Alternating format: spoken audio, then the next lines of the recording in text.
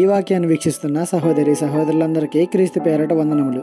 ఈరోజు వాక్యం ద్వారా దేవుడు మనతో చెప్తున్న మాట, నేను నీ వాక్యం అనుసరించినట్లు దుష్ట మార్గములన్నిటిలో నుండి నా పాదములు తొలగించుకునిచున్నాను.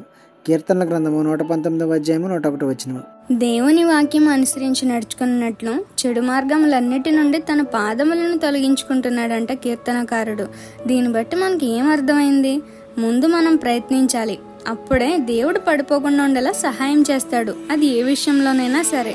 దేవుని వాక్యము, ఆయన మాటలు చాలా గంభీరమైనవి. దానిని అనుసరించి నడుచుకోవడం కష్టతరమే. కానీ పాపానికి నువ్వు దూరంగా ఉంటూ ఒకవేళ పాపం నీ వద్దకు వస్తే యోసేపు వలె పారిపోతూ అది నిన్ను ఏలకుండా పౌలు వలె జాగ్రత్త పడితే అప్పుడు దేవుడు మనకు సహాయం చేస్తాడు వాక్యానుసారంగా జీవించడానికి. మనమేమో ఇవన్నీ చేయలేం, కానీ ఆశ మాత్రం ఉంటుంది వాక్యానుసారంగా జీవించాలి అని. పని చేస్తేనే యజమాని డబ్బులు ఇచ్చేది. నువ్వు ఒక్క అడుగు ముందుకు వెయ్యి పరిశుద్ధత కోసం, దేవుడు నిన్ను 1000 అడుగులు నడిపిస్తాడు, నడిపిస్తూనే ఉంటాడు. గుర్తుపెట్టుకో. ఈ చిన్న సువార్త పరిచర్యలో మీ సహోదరులు. God bless you. ఆమేన్.